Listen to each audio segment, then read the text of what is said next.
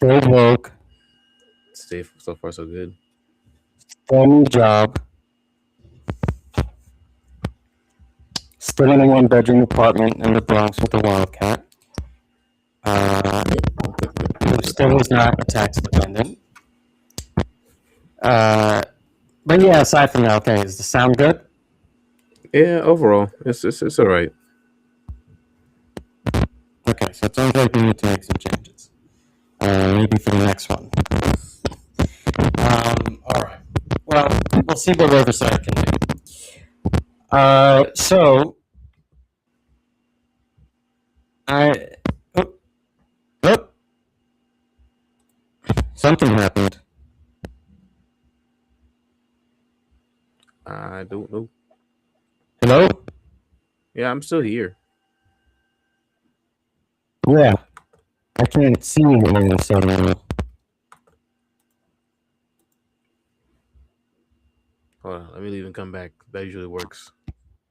All right.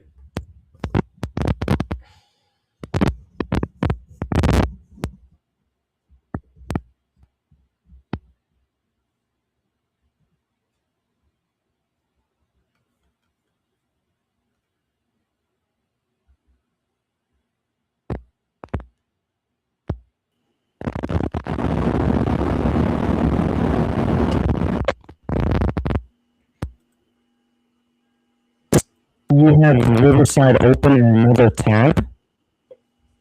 I close that one. Yeah, it says to close it. All right. Well, anyway, FBI Jim's always trying to do something. Trying to stop us from getting the good word out that it's not just oxycodone. We also got to worry about these red pills, and that it's a different type of drug, and you know FBI Jim suddenly cares about war on drugs when we're talking about pills, so he's trying to get all up in our business. But aside from that, hopefully the connection will stay. I'm Evan Mastronardi. I'm still waiting for a sponsor that is not Absolute of absolutely nothing. And I'm here with Olivier Garcia. I honestly been thinking about like maybe I should do like a nickname for these podcasts, call myself like the OK Scholar. But okay. I'm like, but I'm not gonna do it because I'm too lazy to keep up with myself. I mean, it just refers to an O. I mean, O's cool. Yeah, oh, it's fine. O's cool. Well, we're doing a late edition of Pill, and we're just two unks here, tired and unclanned. But are you having a drink today? Yeah, I'm trying Arizona Mucho Mango hard, and I'm not gonna lie, I'm not doing this ever again.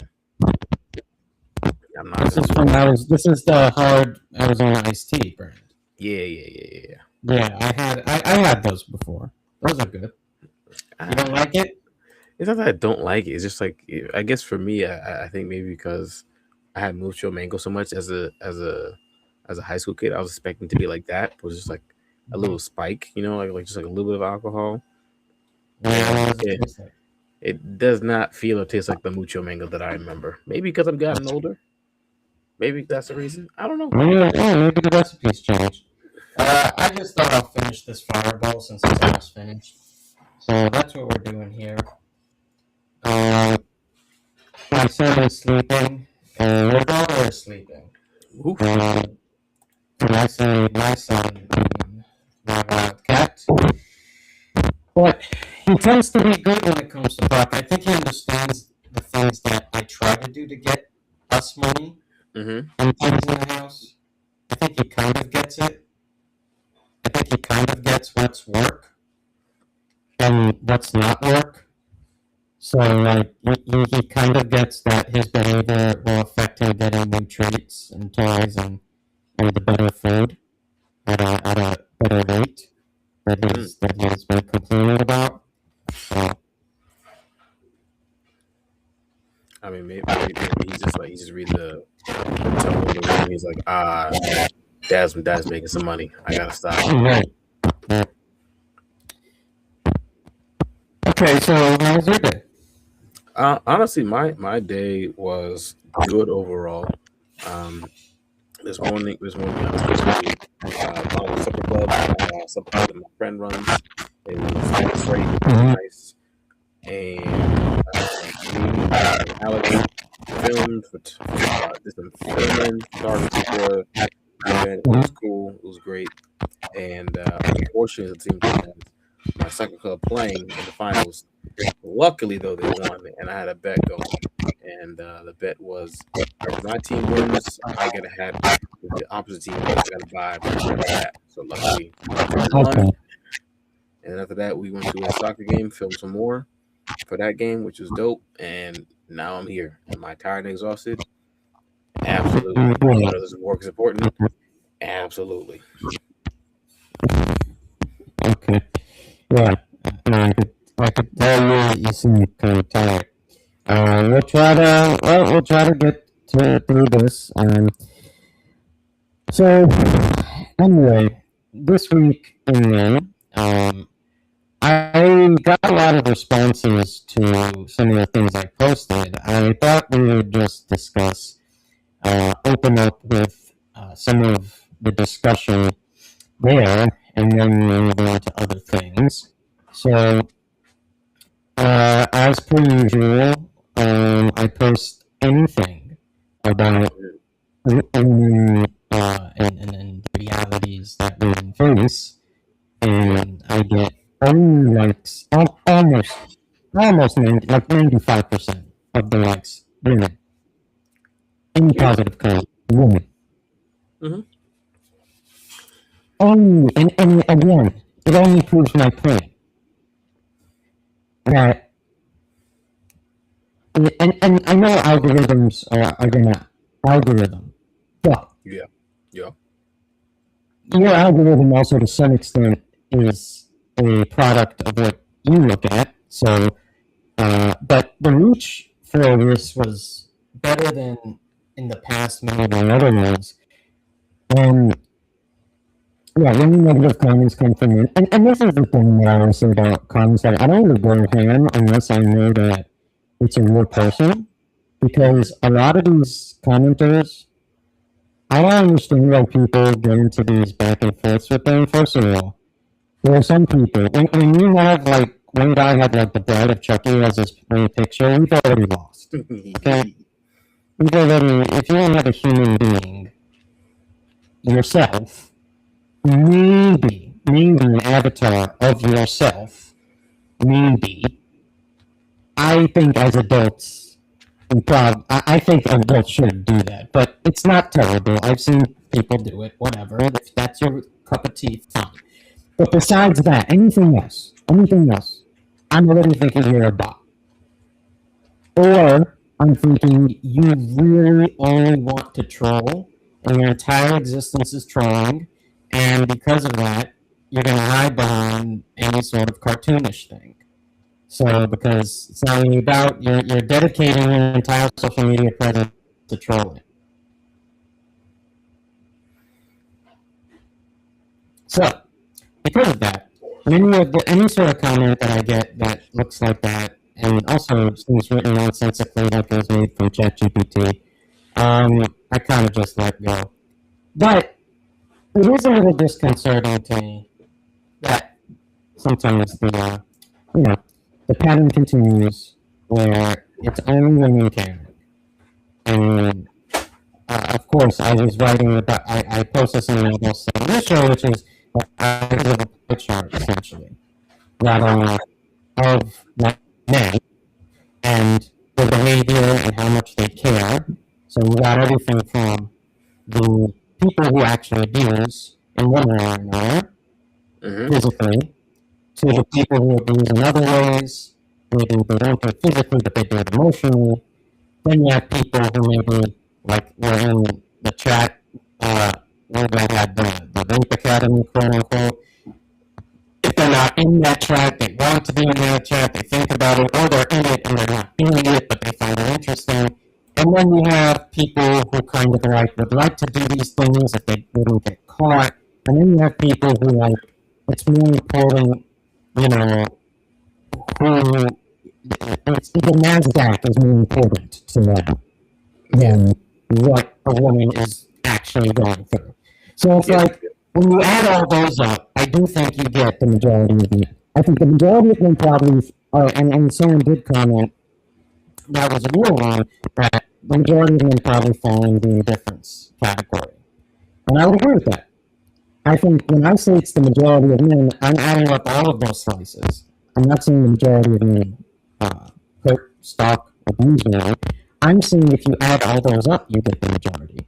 And part of that majority, the largest chunk, I believe, is indifference. And I think that's also the chunk that most women tend to be married to and tend to be in relationships with. The indifferent kind. It's the abuser that is overtly abusive ends up being many times more the minority, where I do think men are learning more and have to reckon with the fact that abuse isn't just physical, it's also verbal and other things. And I do think that makes the abusive percentage higher. But it's the indifferent that I think we speak to the most. I think most men are indifferent to things that women go through because they see them as women's issues, and I'm not a woman. So that's how I look at it.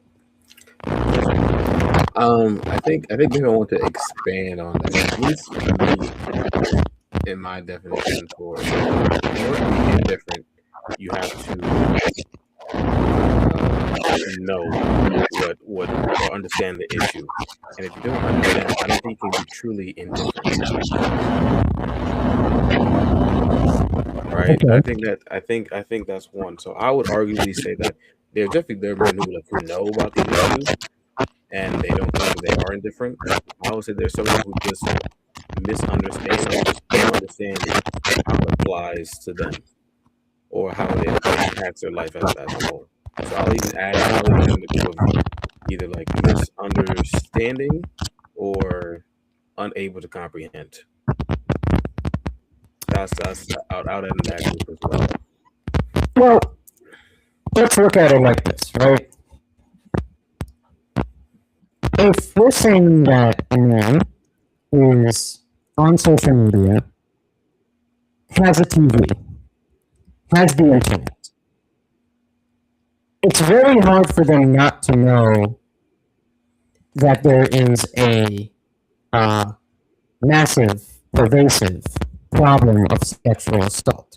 I mean, you don't even have to watch the things that I end up watching, which I'm sure like one of 8 men to watch. That I watch just about all the sexual assault documentaries because I think it's actually really important to know how pervasive this is. 1 in 3 women are sexually assaulted. This is a UN statistic. Mm-hmm. Now, I'm not saying every man should know that. I'm not saying they do. But I do think that they've seen enough, especially after the Me Too movement and in the world of hashtags and things really being thrown at you, essentially, regardless of your interests. Regardless if I watch sports all day, regardless if I own, if I'm a finance bureau, regardless, you can name any type of male archetype that you want. At some point, they saw an aspect of the Me Too movement. So there was a choice there. The choice was to educate or, aggravate or indifference. So I think most of them had the opportunity. I think the indifference that you're talking about with lack of education, I would more attribute to maybe 2 generations ago, where people aren't on social media. They don't know what they don't know, and they just continue to believe lies about gender norms and women making things up, and she gotta hold her legs together and not wear something so short, and like just grew up hearing those things. And it's not that they support sexual assault; they just have very old school misogynistic views on it that were at the time the norm. Those people, I believe, are more indifferent to these issues, or slant towards having kind of what they believe is what we call benevolent patriarchy, of like, I'm the protector, I would be there to protect you from the man in the bushes. When really, most of the time, it's not the man in the bushes, it's the man she's on a date with or married to. But anyway, that's my counter to that, is that the information has been quite ready and ample. And we've seen that this is kind of a normal thing, that many women, the whole point of Me Too was actually that women across, we think about all the men who got, I hate using the verb Me Too, so I'll say held accountable or an attempt at that. But the whole movement really was that women across the country were saying Me Too, as in, this happened to me as well. So any sentient man would kind of have the opportunity to think, damn, that's a... I wonder if there's a problem. I mean, listen, I completely agree with everything that you're saying, right? I really do. What I think is, I think we really underestimate sometimes people's own reality or perception. Like, okay, again, this is anecdotal, right? When I went on that trip in West Virginia, right, and like, and I interacted with all these other men, I was like, oh wow. I was just like, they're around my age, our age. However, their viewpoints was, uh, at least in my opinion, more old school, right? That that's their viewpoint. We have the same access to Facebook, Instagram, Twitter, X, or whatever. We have access to all these things. However, what I do know is, like, if I look at their algorithm, how the thing or the information presented to them, that's different for them versus myself. So when we talk about these things, we're having two different conversations, or we're talking about the same topic in two different nasty things. And I can understand them, but they can't understand me. And that's why I think there's that bracket of people that we don't know. You know these things. I know these things. And did they have the opportunity? Good. Did they have what they presented it that they can understand to be like, oh, maybe that is a problem. If you, for example, if you watch news, Fox News, a bunch of right wing stuff, the way they present the information for the most part, at least in my opinion, it's just a little problem. Men are doing something along those lines, so that you think of it, you get information. So when you see that again next time or the third time, someone's trying to educate you, you're going to stick to whatever you were taught the first time or the second. Right? And I think it's a huge generation within our group who were still stuck that way. We're taught these things. And we're just like, actually, nobody. This impacts, again, this is why I say we have to start on a ground. This impacts your sister, this impacts your mom, this impacts your aunt. And then to go like, oh, wait a minute, this is a problem. It impacts people around me? Yes. And then from there, we have to expand further. That's what I think. Do they have the opportunity? Theoretically, yes. Do they always? No. If you're not exposed to it with the right person or the right information or the right news outlet or whatever you get information from, how do you expect the people to know what you know or know what I know? Because again, a lot of these things are divisive. I decided to separate it instead of put us together. Some people are voting against their own interests, Evan. They're voting for things because someone else is going to benefit more than them. It will benefit everybody. Like, you gotta just think very close.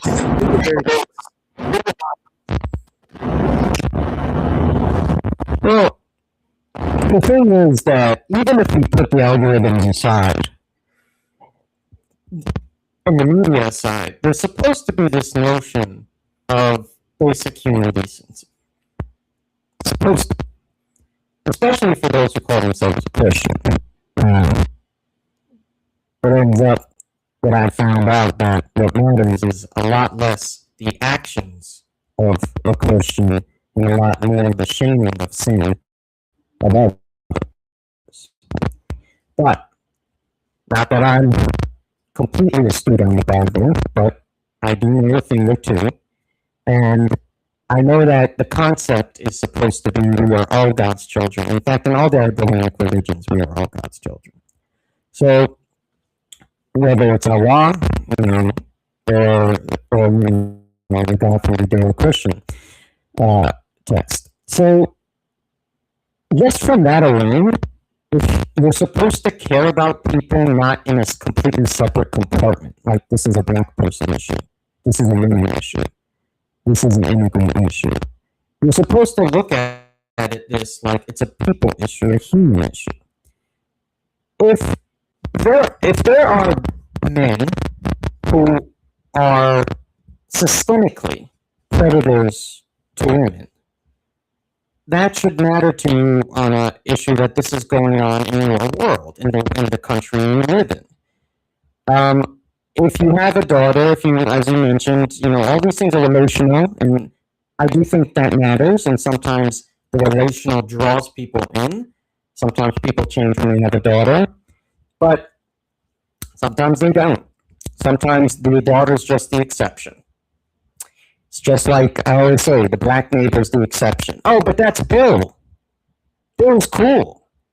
It's like, you know, if Bill is walking down and someone has a card that says, I'm Bill, and I have a white friend, it's like, it doesn't really work like that. You, as I say, you have to care about the world in which someone you care about encounters.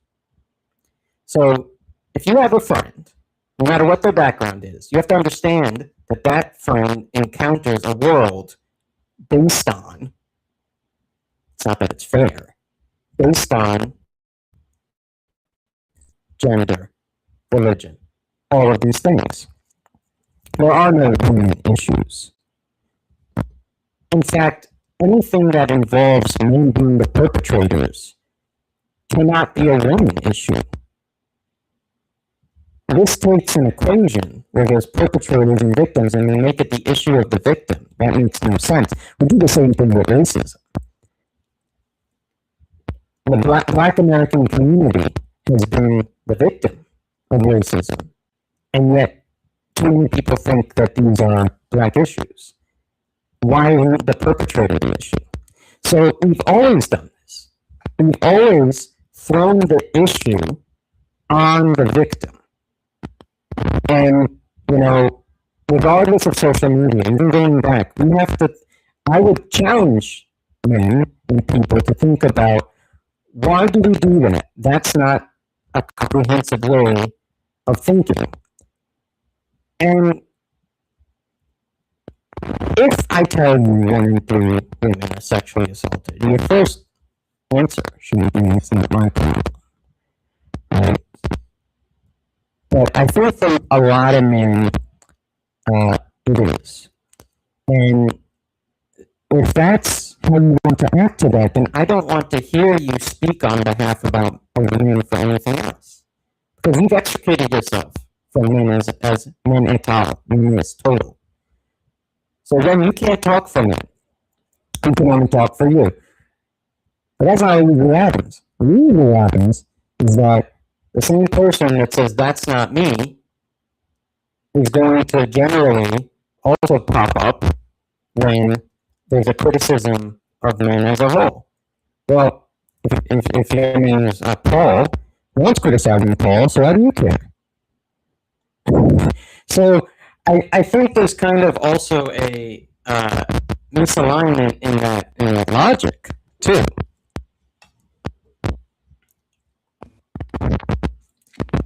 There we go. Again, I agree with all your points, and I watched a video recently talking about cognitive dissonance, and I think for a lot of men, or even a lot of people, right? When you give them new information, or new facts, or whatever it is, you expect them or hold them to suddenly change their behavior, change their ideas, belief. The thing is, though, at least again, it's only my perception of this. is that people believe in their beliefs, and then their beliefs reinforce their identity. So this is not a simple thing. I mean, let me start off from that. It's not a simple thing or simple solution. All things saying it should be the way to do it. It should be how we should do all these things. Unfortunately, people have cognitive dissonance. Again, it's just when you get new information that goes against what you believe in, and you feel like it's attacking your person, attacking your identity. When you tell her, like the man said, it's not me. I didn't do it. They might feel like as if, hey, you're attacking me as a man. You're attacking me as an individual person. So I have to defend this thing. Not understanding, no, it's literally not about you. And that's a problem with a lot of people. It's not about you. Okay? I struggle with it sometimes. Sometimes it's not about me. Okay. But my life's about me, and I know me, and I trust me, whatever it is. I believe in me. So when you give me information that goes against what I really believe in, I can't trust it, right? My body, my nervous system just literally says this thing is an enemy. We have to fight it and destroy it. If I have been taught this belief system for 15, 20, 30 years, and now you're telling me something I'm wrong, I have to change myself? No. I'm not going to randomly do that out of my blue. It's going to take years, maybe months. Some people just take one small moment. And yes, to your point of like, yes, you have that one black neighbor, or you have that daughter, you have that one person who's saying, oh, maybe I should change. Maybe that's the answer. Maybe one day you walk on the street and you see it happen in front of you and you do nothing and you feel guilty. Maybe that's the answer. I don't want that to happen to you. The second part, I don't want that to happen. Right. However, there is, at least in my opinion, there's always something out there that makes a person go like, maybe I'm wrong. Maybe I should change. Maybe I should fight this system or fight this analogy or fight whatever it is. Do I have all the answers? No. Do I try? Yeah. Am I perfect every single time? Hell no. Hell no. No, but I do think there are universal truths that we should settle on. Like the fact that this is like a debate that has come up about what the attack on men, I think is a problem. Because, first of all, one thing we need to do, and this is something conservatives are very good at, they're good at mixing social discourse with legal discourse. So, social media can say whatever the fuck it wants. There's no legally binding aspect to it. They want to take away, they want to repeal the amendment, whatever, second amendment, take away the guns. They want to take away men's rights. Men's rights, I don't know what men's rights are. But all it takes is to get down, it doesn't matter the fact that there are no laws that prohibit men in really angry. Okay, the closest thing that they can get to is the thing about like trans people competing in fucking sports, which is such a small percentage of human beings. Okay, all these fucking billions of dollars, people. But Evan, it feels like there's thousands of them and millions of them just taking over the sport randomly out of nowhere. So I gotta fight it, Evan. I gotta go fight it. I saw a video. In that video, I saw a video.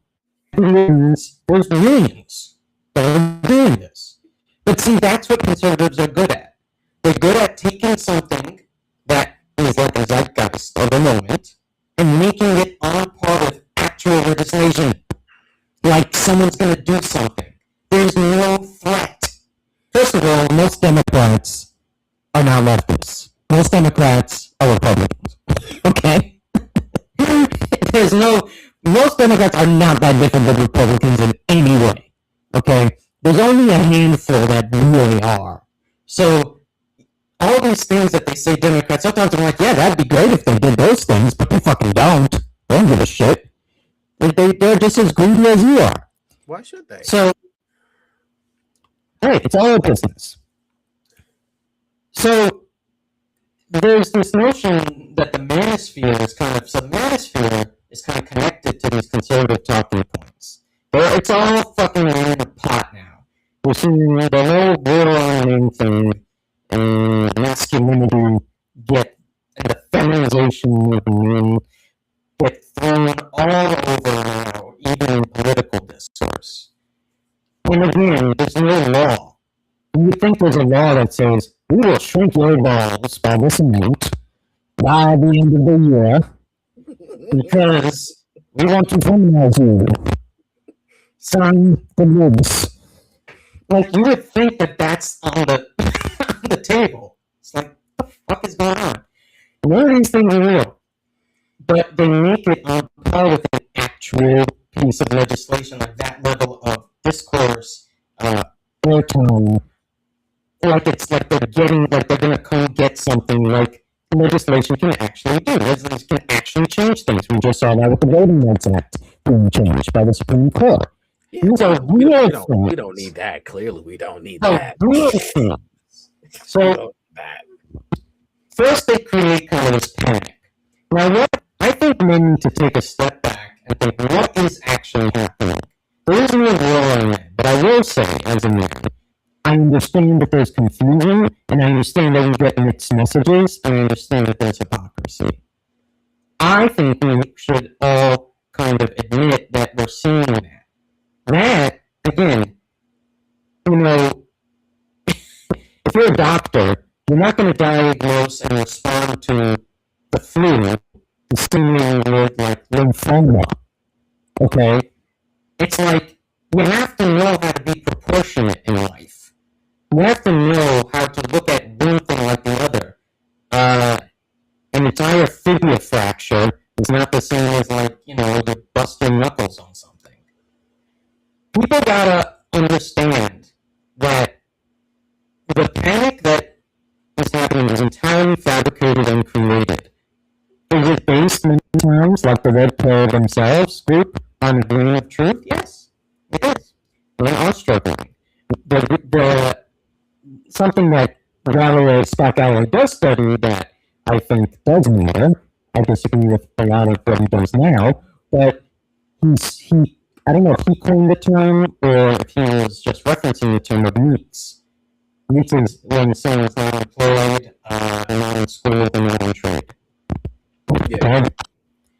So that percentage of men way higher than it's ever been. Okay? The amount of men who aren't having sex, people not having sex, but I understand, for men, given society's messages, and the fact that the dynamic historically has been different,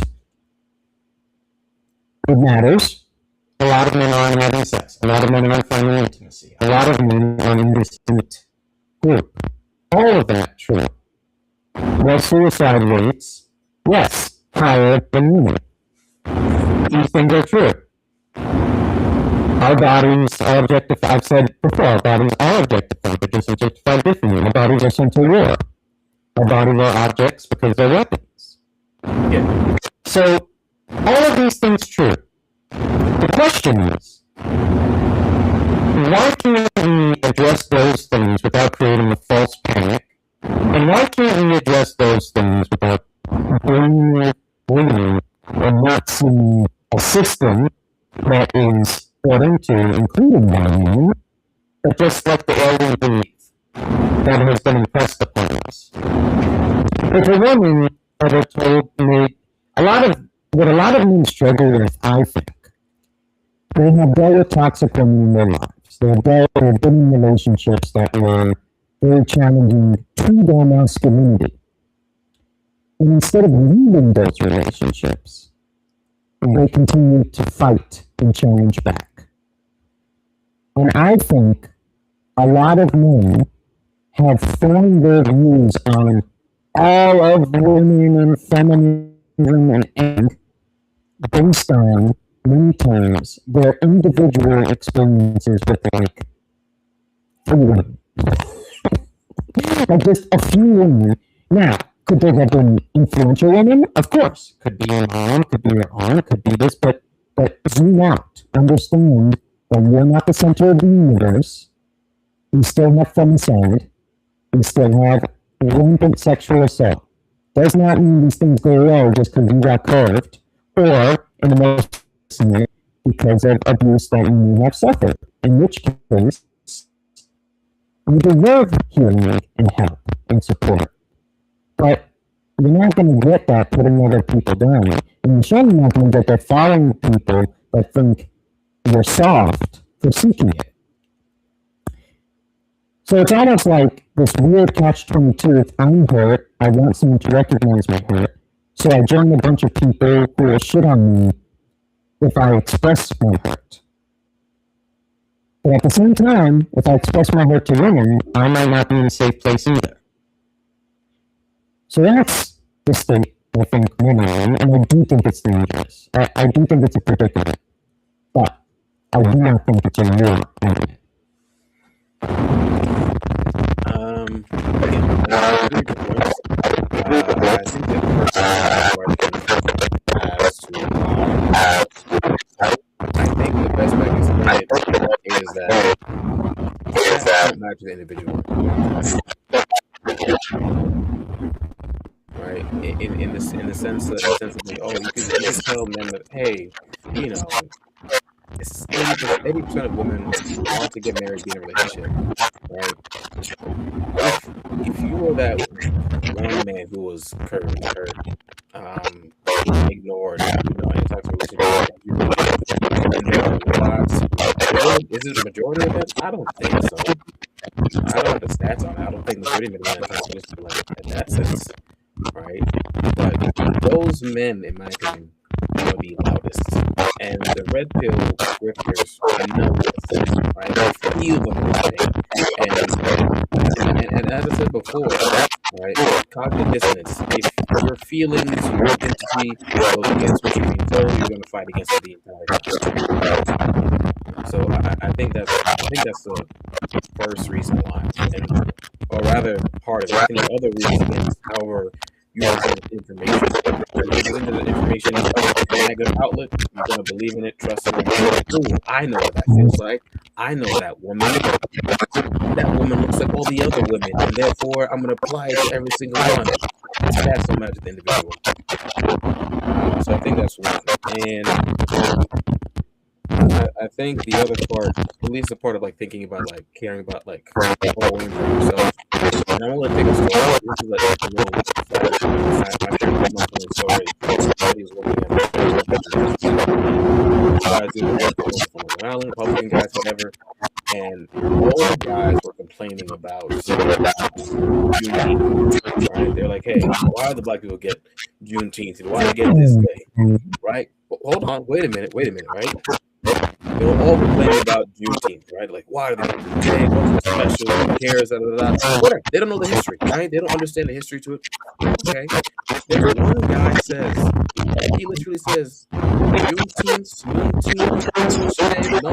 I get a day off, I don't care. And then they all said, yeah, okay. Right? It takes one person to make everyone else be like, oh yes, that's a good idea, and that's my personal thing. Like again, that's before, like your daughter, your sister, your mom, your friend, right? You have the ability to influence everyone else around with just one simple little thing, right? I don't know how many men there were. I'm gonna assume like 10, 15 doing construction work with them on the floor together.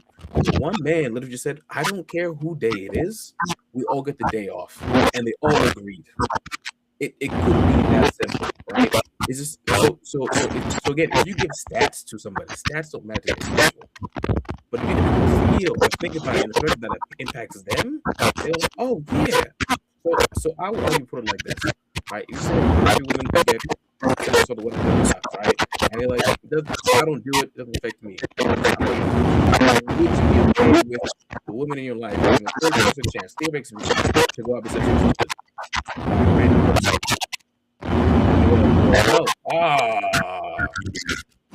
Let's do something about that, right? Let's do something about that. Again, just giving people just the stats alone. And unfortunately, people don't care about the stats because stats don't matter to individual. That's unfortunately what it is. I guess on the flip side too, it'd be like saying like, oh, 1 in 100,000 people get sick from pneumonia. That's not a low enough number. I'm going 1 in a million. I'm making it up. 1 in a million get sick from pneumonia. And the person has pneumonia, can they care about that stat? No, because they had pneumonia. If you tell a man like, hey, I guess 80% of women are gay people. If you're the one who was hurt by a toxic woman, do you care about that stat? No, you don't. You're more likely not to care. Unfortunately, that's what we've also been taught and accepted. Right? So, do I have all the We live answers? in a very, I'm sorry, what was we that? live in a very individualist country. Oh yeah. Oh yeah. So those things go together. The thought of how does this affect me personally and not the collective.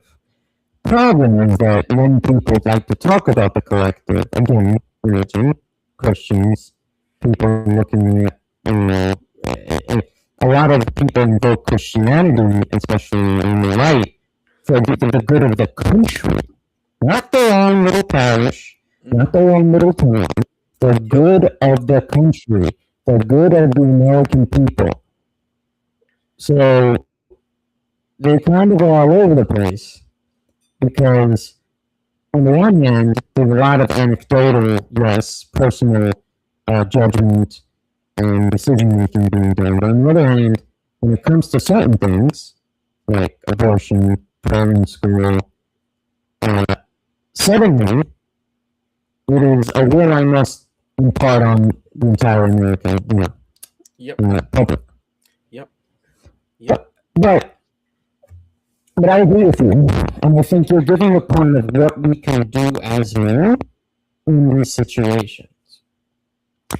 So I think what your examples show that's important is, and this is where like sometimes I disagree with what may be seen as the traditional leftist approach, is you can do something, you can even educate without lecturing. Yeah. Most people do not respond well to lecturing. Most people do not respond well to shame. Now, that doesn't mean there aren't situations where you must use shame to make something a deterrent. But in this case, most people are talking amongst themselves, they're not preventing or doing, and there's no actual action that they are taking from you. They are complaining. They're complaining about something that they don't need to be complaining about. But it comes from an ideology of ignorance that, yes, if it's taken to other extremes, can be dangerous. So in this situation, I don't think shame is the way to go. I don't think lecturing is the way to go. I think what that person did is find something that basically says, I don't know why you care about this so much, and also, you're not looking at it the right way. And within that small sentence, kind of says that. Like, when I've seen someone that I'm friends with to be transphobic, what I did was say, not that you're transphobic, I said, it's not trans people raising your taxes.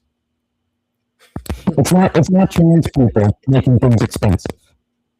I said, this is what I'm mad at. I'm mad at the things that make our lives harder. Yes. And we at least didn't push back on that. Because there's nothing to push back on. Sometimes I think there are moments where people do want an out to actually be a better person. And I think that humor is a great way to do that. So kudos to that dude for doing that. In my situation, it was not as funny. Though I have used humor before, I'll never forget that someone was saying, like, well, are you going to be a virgin before you go to college? And even though it turned out I wasn't at the time, I was. And I said, and kept saying, like, you got to smash when you get to college. Like, what happens if you don't? Like, you lose your dick? Like, what happens if you don't have sex before college? Oh, you lose your dick license. I don't know if it's been updated with the administration. If you don't have sex before you get to college, you lose it. Right, and it's like on the front of the car window, and you put the expiration of the license and registration. You have to keep that in your wallet. Dick. I got it. Don't worry, guys. I got it. And if you don't go to college, right, and you're still a virgin, you have an extension of 2 years.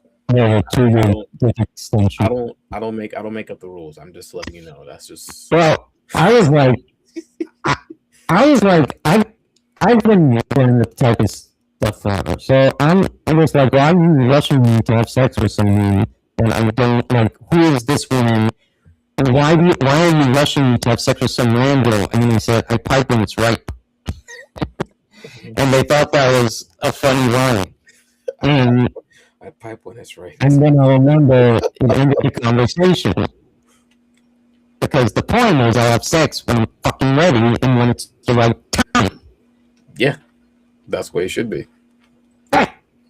Because another man, again, because a man. Wait. Hold on, wait a minute, guys. Listen. This is a total side note. If you are having sex with any person because another man told you to or pressured you to, Yeah. you're gay. I don't care. You're gay. You are having proxy sex You are on having. behalf of a man. Oh man, and you're thinking to your back of your mind like, oh man, Bill, I can't tell Bill about this. Exactly. Can't wait to tell, like, you're not focusing on her eyes. Can't wait to tell Bill about this house. Oh, Wrapping geez. it up. Oh, tell Bill and the gang. They're gonna be like, hey, how'd it go? Do you know me? I pipe when it's right.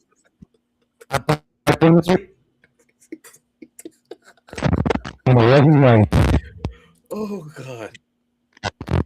So another time, I think I told you about this. Like, there was this disagreement over like coerciveness and like celebrities getting in trouble for coercive things and saying like, well, why after at some point was she getting oral or this? I'm like, okay, but at some point matters. Like, you shouldn't have to badger someone for 5 minutes. How about me? Not now? Okay.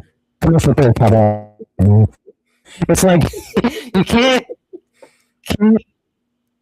when someone relates. I'm like, there's a thing with jollof rice. An example of that. If you keep giving someone like, you want some rice, and then after a certain point, fine, I'll have rice. That's not the person wanting the rice. They don't want the rice. That's someone wanting something to just go away and get over it. So why are we? So what I said is, even if that's not considered rape, why is it that the standard for men is if it's just short of rape, I will pursue? Like, and that's what shut people up. Because I'm like, why is that where we are cool with men being? Like, we should have higher standards for ourselves. Is what I'm saying. So wait a minute. You want me to learn? Want me to change my identity, change my behavior, and become a better person? Want me to do 4 things? I want you to think you can get bones from someone who actually wants to share bones with you. Yeah, see, the thing is, I had this one woman when I was in high school. Yeah, the poor woman who you incessantly asked to have sex. But anyway, so those are some modalities. To use a big old teacher word, modality. But I want to get into the question I asked that my friend Joshua asked in our men's group, which is, he said, protection is not the same as safety. Yeah. And a lot of men need to understand that. Yep. He said, like, men, and I said this in another one, a guy can punch a guy at a bar and then abuse his wife. A cop can shoot someone to save a guy and then put a bullet in. Like, these things, abuse, protection, these things can go together. Bell Hooks said in All About Love, too many people grew up thinking love and abuse can coexist. Right? Yeah. And they can't. Okay. No. It doesn't work like that. It's like, if you have a great, I don't know, what's a food? Fine, Krispy Kreme. I'm just thinking of food I like. Okay, half the Krispy Kreme then perfectly crispy, perfectly creamy. The other half of them are rotten as shit. Yeah. That's not a good batch.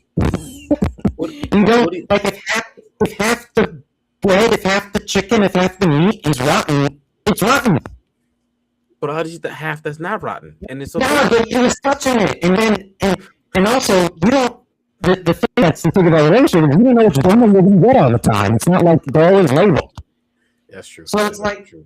you can't have these things play off each other. In fact, the fact that it's worse because when something is only abusive, only lunatic, people are going to leave.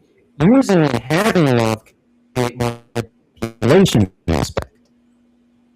So anyway, the point is that you can protect someone and not be a safe person to be around when it's just you and them.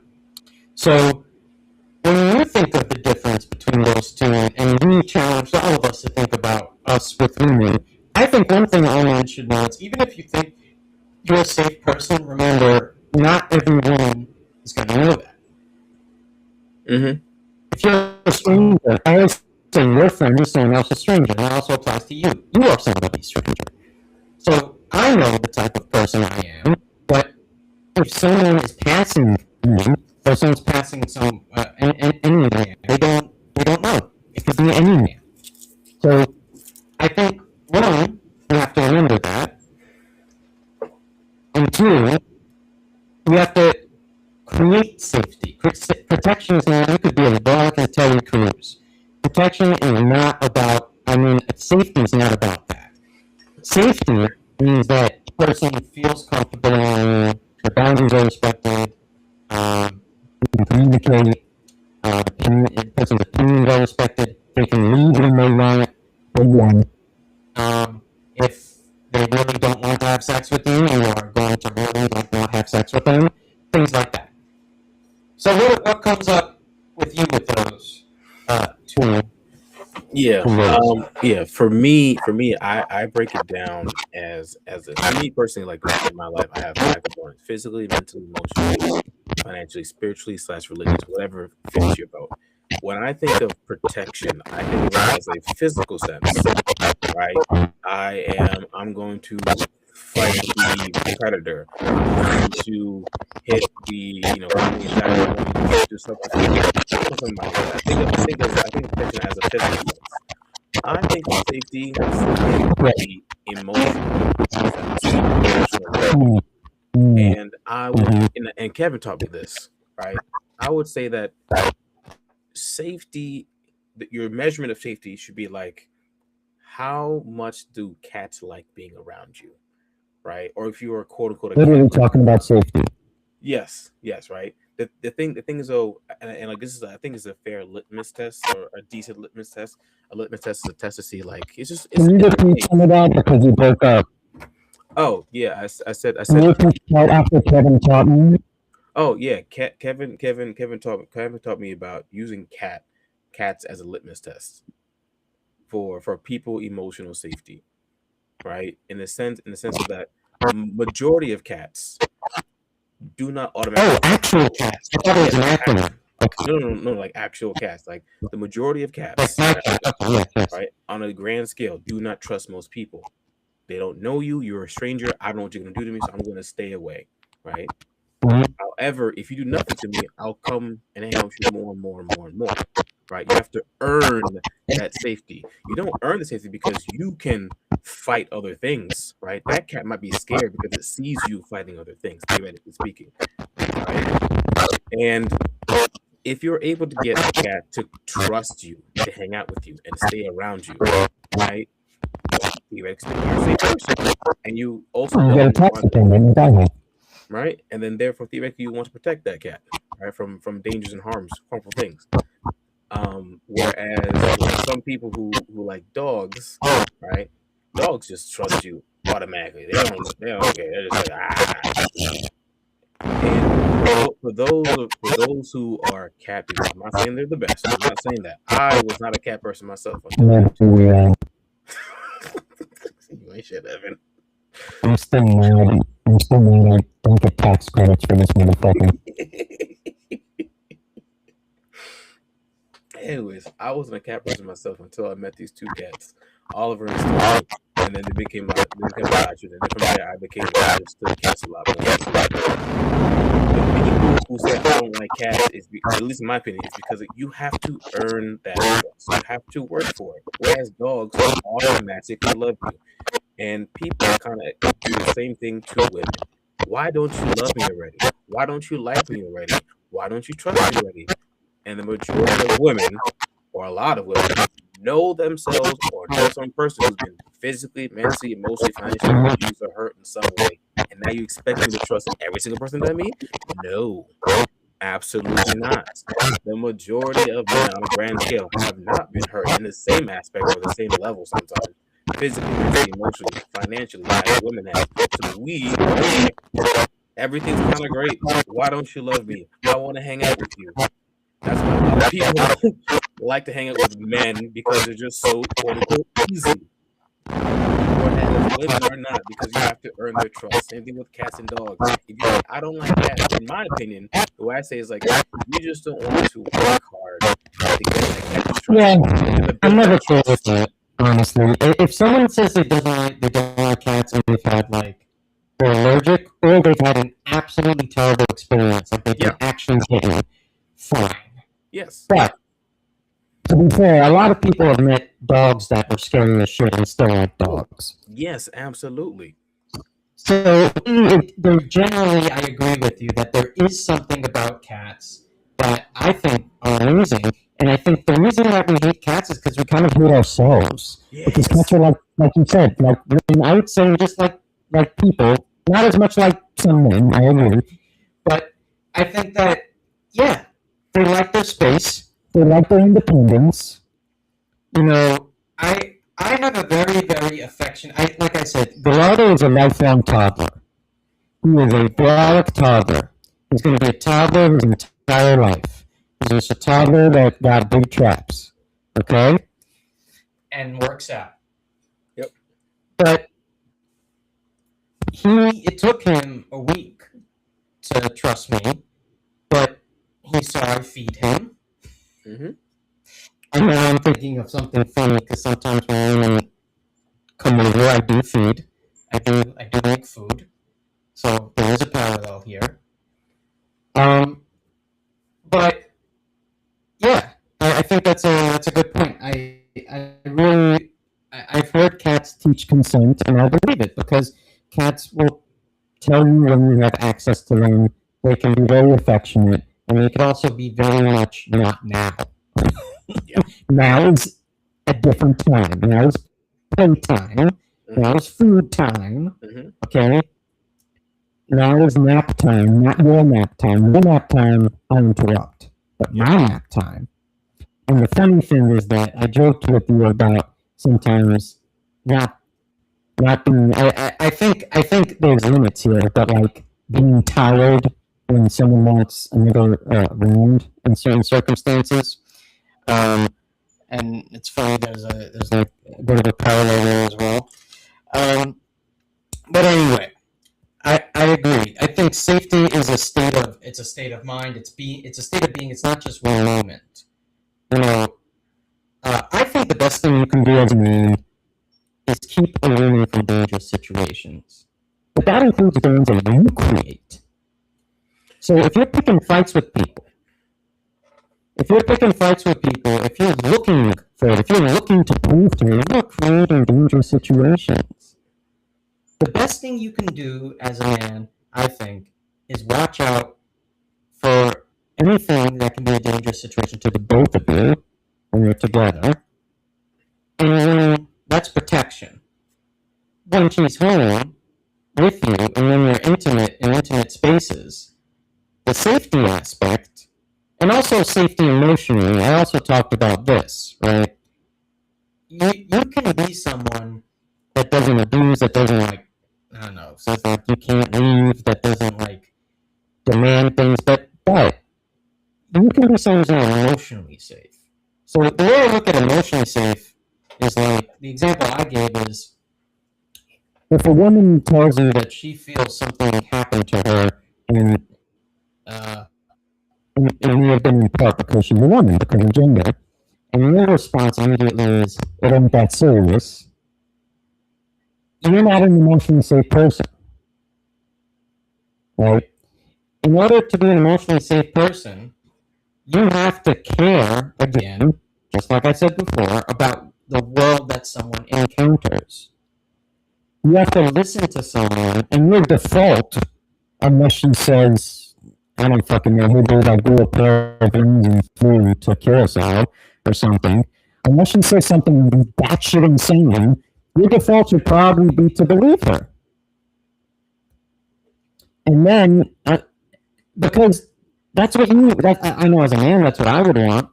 If I would want someone who cares about things I go through as a man, I would want someone who, if I say something happened, their inclination would be to believe me.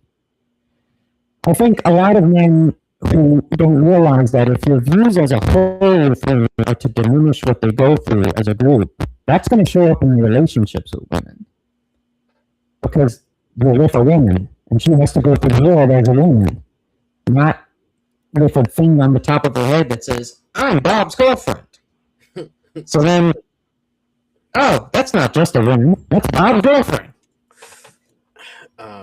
Yeah, with that analogy, the last one you just brought up, there's this movie. I don't know what movie it is. I forgot what it was, but essentially, the father's like a black mobster gangster type of guy, and his daughter was sexually assaulted by a random stranger, right? And dad has the money, he has the power, finds the guy, brings him to a warehouse, right? And the guy who did it, he's like, "Oh my goodness, I'm so sorry. I didn't know that was your daughter," right? And he said, "It doesn't matter." Right? That's what the mobster basically said. He's like, "It doesn't matter, right? My daughter was somebody's daughter, right? The difference is now it's coming back to you." And to ruin it, right? The guy had what he did to his daughter back to him by two cops. Jesus Christ. Yeah. And I think that's a thing for a lot of people. They don't think about like, oh, it could come back to me, or that's not in their twisted mind. That's not somebody. That's just anybody, and that's the difference. And in my opinion, it's just my opinion. If that's how you view the world the entire time, why the fuck should I care about you? If your viewpoint is like that's not somebody, that's anybody all the time or most of the time, why the fuck should I care about you? Because once it comes, you have to wear that shoe, you have to wear that. Then you go, no, wait. I'm so sorry. I apologize. Nah, you didn't think about that before. You didn't. I need to emphasize the difference between like a full grown adult versus like dumb little kids being dumb, right? Because I know some kids are like, "Why do you think that way?" You're a dumb little kid. Relax. You should They gotta start young. They gotta start young changing their views though. And this is why I say in schools we need things that we need programs that talk about consent, that tell young boys when they're sexually assaulted. People need to like I said, we need to understand the world in which our children inherit. And it's not going to be the same world for certain things, where like climate change. Climate change don't give a fuck who you are. Climate change happening, right? To an extent, you can say that about war too. If a missile's coming in, it's not discriminating. It's coming in now. So the thing is, you have to but there are certain things that disproportionately affect certain groups of people. Sexual assault, harassment, catcalling being one of them. Boys should know that. It shouldn't be like, you could be the next one. No, that is bullshit.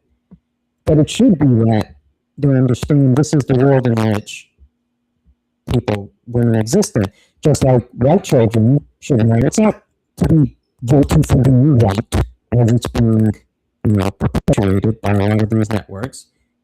It's knowledge of the injustices that was created by other white people.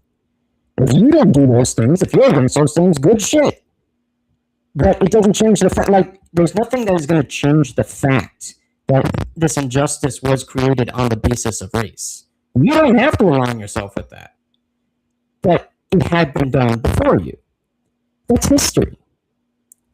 So if you believe in history, you should also believe in understanding the importance of gender in the present, not just history. Also, I always say history is recent. History is yesterday also. History is anything in the past.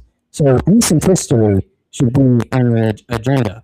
But I think to take it back to safety, um, we should think about the type of space we create for women. I think one thing that is good to me is always. I know that there's different layers here. Like, is it a romantic? Are we talking about romantic partners? Are we talking about women in general? Obviously, there are situations, but there are situations that dictate different things. But for example, if you are with a woman and she does go to your house, for example, I think that don't like there's this notion of something like that automatically means sex, and there's a good chance it'll lead to that. But you have to understand that that's not like a switch. That means this is happening right now. It means generally this may happen, but you gotta preheat the oven. Okay? You'll be throwing someone in 425. That's not good. That's not fun for anybody. Okay? So I think one thing I would say that we should do to ensure safety, especially early on with someone that you want to be intimate with, is show like steps and lead up. First of all, I think it's better and sexier, and I think someone would appreciate that. Second of all, I think it's safer because it shows like, hey, I'm not here to do anything. Like I've had women say, "You're not going to kidnap me, right?" I'm like, "No," and they say it like a joke, but at the same time, it's not a joke because it happens all the fucking time, especially with online dates. There's some mom from Michigan got like kidnapped here a few years ago. So one thing I would create is a space that has, especially if you're moving to intimacy, a slower pace. And if you approach a woman on the street or any other way, you really gotta think about what you say, giving her physical distance and space. Always make it look like someone can move whenever they want. Right? These may sound like very basic things, but I see men all the time following women, yelling at women down the street. It's like there's this notion that I own your attention, and if you don't reciprocate, there's a punishment because I gotta clean my masculinity. All of these things will make a woman unsafe. If you really have to ask yourself, and not can I win a bar fight? As a man, you really have to ask yourself, am I a safe place for women in different circumstances? I'm not just talking about the woman that automatically wants to go to bed. I'm talking about, honestly, someone who gives some rejection. Are you safe in the circumstance where there's something that you don't get what you want?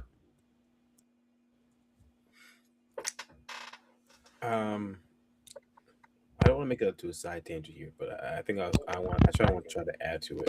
I think another piece to it for a lot of people. I think for a lot of us, we see ourselves as a hero, and we see ourselves as so when we are presented or shown that we are not the good guy or may not be the hero, right? We are the villain. Again, we're going back to cognitive. We don't accept it, we don't acknowledge it, we want to fight against it, right? Instead of embracing it, being like, hey, you know what? I'm not a clean whistle, whatever it is. We all got flaws, we all got issues, whatever it is. And I think that at least for again for a lot of men, it's at least based on I'm going to judge based on like the media, um, social media, um, mass media as a whole, the messaging that we get. So like, you're supposed to fight and die with honor on the battlefield, or protect this, that, and the third. We were, at least to me, we were taught and trained to protect, but we were not like physically protect, but we were never Mhm. taught and trained to be safe. And I think part of it is because we're not even safe with ourselves, Mm. right? If you can't be safe with yourself, in the same way, if you don't like hanging out by yourself, if you don't like Right. reading by yourself, if you don't like walking by yourself, just being by yourself, right? Why why should you be okay or safe to hang out with other people in a general aspect, right? The only time you trust yourself or you feel good is when you're with somebody else. And my personal thing is, like, this is just me, is the fact that I'm gonna hang out with me more than anybody else, Mm-hmm. right? I'm gonna be around me more than be around my wife, more around my daughter. And if I don't like being around me, why would others want to hang out with me? So I think that is the challenge. And then at least that's the first step. And the second step is that you're gonna have to theoretically kill or destroy your old self, because that old self is not safe. That old self might protect, right? Physically protect, but emotionally safe, mentally safe, probably not. And that's definitely a thing you have to struggle and deal with, right? Here, I'll give like one example. This is just me.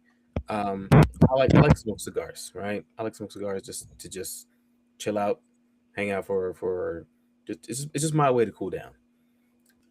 However, my daughter right now, she's one now, right? And any sort of smoke around her is just not good, including also secondhand smoke of any kind. That means if I'm smoking a cigar and I have clothes on me, I gotta take it off, take a shower, and and then I can go and hang out with my kid. But this day, I was overstimulated, I was tired, I was exhausted, and I went outside in the backyard to have a cigar. Excuse me. A friend of mine called me. He was stressed about a problem. It wasn't helping my emotional state, and my daughter was crying. My wife called me and was like, "Hey, come in and help out." So I came in, changed my daughter, did this on the third, and went back outside, finished my cigar, not thinking about nothing about it, right? And then after the phone call ended, I went back inside. My wife told me, like, smell your daughter. I was like, no, she smelled like a cigar. I said for it, and I felt crushed. Indirectly, I hurt my daughter. Is in long term going to be injured? No, right? But it's a fact I did that, right? It wasn't an outside person. It wasn't some sort of bad monster. It was me. It was me myself. Right? Was it my intention? No, but I still did it. Right? I still caused that thing. Right? And my wife was like, "It's okay, relax. Right? It's not a bad day. Right? You're all right. Okay? You just have that moment. Just change your clothes. She'll be fine." And I was like, "Yeah." And I guess for that one split second, I don't think it was for like about half an hour. For me, I was like, I was the villain. I wasn't the hero protecting my daughter. I wasn't here protecting my family. And I don't think anyone wants to see themselves as the villain. I don't think anyone intentionally sees themselves as a bad person, right? Even if your intentions are good, the consequences or the consequences of actions are different. And you have to deal with those consequences. And I don't think people want to deal with that. Again, if you're not safe around yourself, why should other people be safe around you? You can protect Mhm. all day, every day. Anyone can protect. The police protect, and yet still people don't feel safe around them. Right? That's a good analogy too. Right? So for the men being like, oh, but I protect, good. Clap clap, bravo. Ask your family, do they feel safe around you? Genuinely feel safe. And or even ask yourself, do I feel safe around myself? When I say safe, I'm talking safe again, I'm talking about mostly just emotionally, mentally. Can you be honest with yourself? Right? Don't use ChatGPT. Don't do that. You're just talking to yourself. Right? But like, if you don't Yeah. feel safe enough to cry by yourself, by yourself, you don't feel safe enough to yourself, like, hey, you know what? I'm exhausted, I'm tired. and today I just can't do it. Right? If you're not safe enough to do that for yourself, again, watch others be safe around you. Yeah, I think a lot of men don't understand what that means to be safe with oneself. I think for a lot of men, what they should ask themselves is kind of like, um, are you unconditionally safe? Or is it's got to be a good day, things have to go right? If you can't regulate your own emotions, for example, especially around someone else, you could have moments of self anger.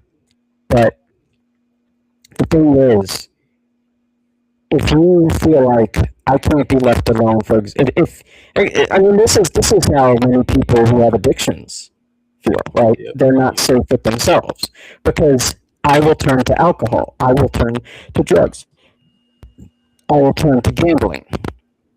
Whatever your addiction is, this is what people know that they will turn to in these situations. It doesn't have to be that type of addiction, but it could be a damaging habit. I can't be safe with myself because somehow I'll hurt myself. Even if it's not physical, it can be mentally damaging. So you should ask that, absolutely. I had someone in one of the men's group say something very profound also, though. He said, when I've been the safe guy, I haven't felt safe. Yeah. And the thing that he's saying, especially unfortunately with women, is that when he presents as a safe person, as I have, as many other men have, some women, some, do feel they can take advantage of that. And do feel like they can get away with more. And because you are safe, there won't be consequences. Now, there should never be violent consequences, but there should always be accountability consequences, assertiveness, that, you deserve respect, of course. But sometimes that level of quote unquote safety is interpreted as I can get away with things by other people. What that should tell you is not really about you, but it's about them. If someone thinks that way, you need, and there's someone who stands up for that. If you don't stand up for yourself, that is a problem. But if you do your best to hold others accountable, assert your needs, and someone still thinks that you're so safe that you are whatever, a guy that can be taken advantage of, so they can get away with certain things that can't get away with other guys. Whatever, but that one is not for you. This is where the red pill messes up. See, the red pill teaches sort of this constant revenge journey of men with women. We've all been wronged by women. It's not like we haven't, but this notion of like a fucking bad, I don't know, B-movie revenge journey is like so childish and stupid. Like, what these experiences should tell you is that person's not for you. That's how an adult thinks. Adults think that way. Children think, I gotta get her back. I gotta throw a snowball at her. I gotta do this. I gotta do that. No. You gotta move the fuck on. So, any woman that does that, yes, make sure you're asserting your boundaries. That is important. But if you assert your boundaries and you respect hers, and someone is still taking advantage of your own boundaries because they think you're so safe, and whatever, that makes you somehow less of a man, that's their backwards thinking. And unfortunately, yes, it does exist with some women, and it's very unfortunate, and it leads to women, unfortunately, then choosing a lot of men that are abusive because they are more used to that, and in some ways may respect that person more but for shitty reasons. But does not mean you should be that person. It means you should find someone that's at your emotional regulation and intelligence level. That being said, the education level. Yeah. 54% of adults. Yeah, and he's in 36. Oh yeah. No, but I was gonna honestly give an example of at least my definition of what a boundary is. A boundary doesn't mean like, hey, you can't do this at all. It's like, no, this is what I mean. It's not to me, a boundary means like, if you do this, this will happen, right? This is kind of the consequence of your actions. And this example happened. So a girl I dated a few years ago, she had a condition, right? Her standard was I had to go pick her up every single time we hung out. Every single time we hung out or go on a date, I had to go pick her up. Even though she lived 3 minutes away from me, she had her own car. She also worked once a week on Sundays, and her job was 5 minutes away by car from my house. She had to drive past my house to go home. She would drive home, she would call me to come pick me up. Right? And I said, all right, girl, listen, I can't do this. I can't do this. She said, well, why not? You're my boyfriend, right? That was her standard. And I told her, if you're going to keep doing this, I'm going to adjust according to your standard. It's not going to be like that. She's like, what do you mean? I'm like, you'll see. So whenever she would work on Sunday and drive home and call me up, be like, hey, can you pick me up? I said, no, I can't. Well, why not? Because you already drove past my house. You could just stop by and say hello. You chose not to. You expected me. And I told you before, I can't keep doing this. This is much of a strain on me as a person. So the consequence is you don't get to see me today. Right? And she kept doing it for months and weeks. Fine. Whatever. I would go out to Long Island to go train martial arts.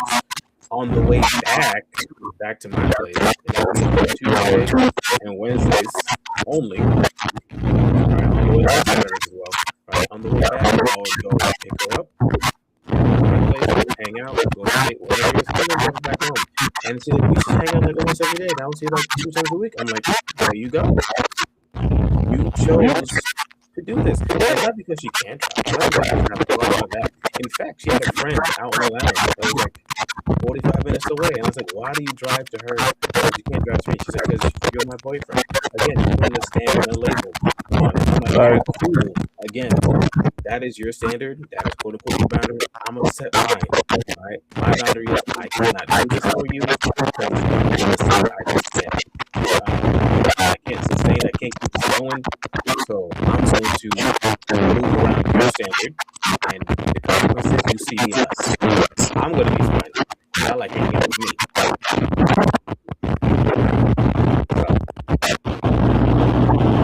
Yeah, you created boundaries, stuck to it, and that's, again, the goal here is not to get a woman to do something. The goal here is for you both to respect each other's boundaries. And I think what a lot of the red pill ideology is teaching is this notion of like you're reprogramming yourself, but then you're reprogramming women through your actions. Like you need to get her to do this to you, or else you're not a real alpha. And it's this completely nonsensical waste of time. Whereas it's also a very new, weird type of masculinity. Because masculinity of like old, it was very much into, all right, woman, you're gonna do all this, I'm gone, bye. It's this weird thing that's like, you know, you have to either take revenge or get them to do something. And it's a waste of life. Life should teach you that life is too precious to spend time with people that you constantly think you need to change, or that are not respecting your boundaries and won't meet you halfway. That's being an adult. If you want to learn how to be a boy and a child, take a red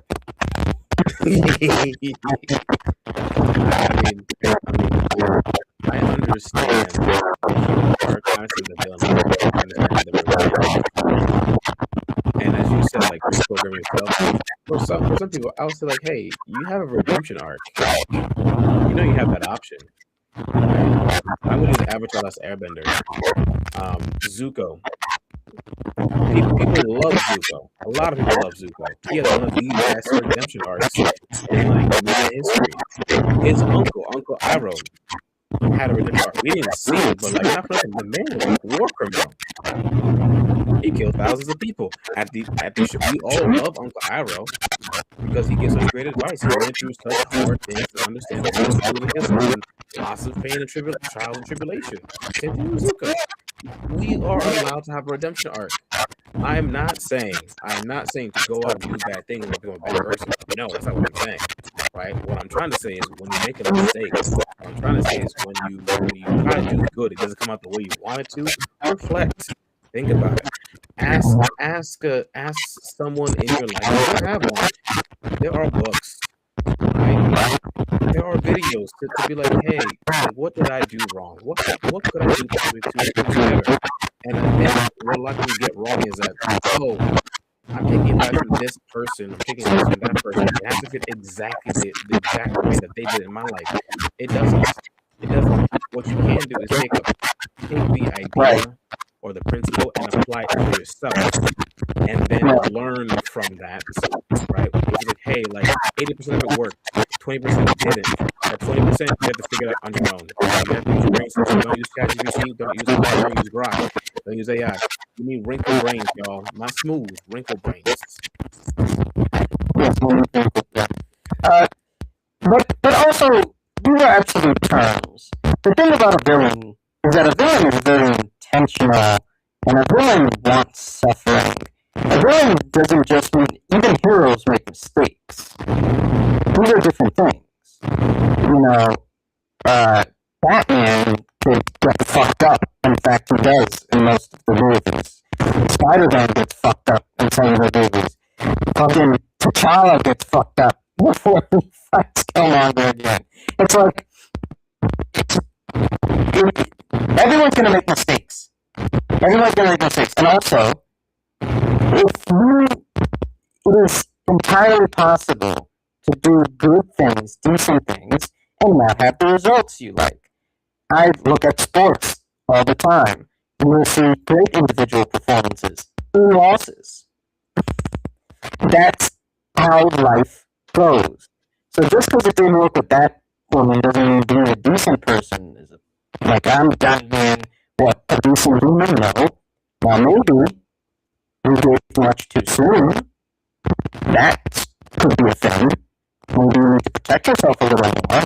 But the answer isn't, you know,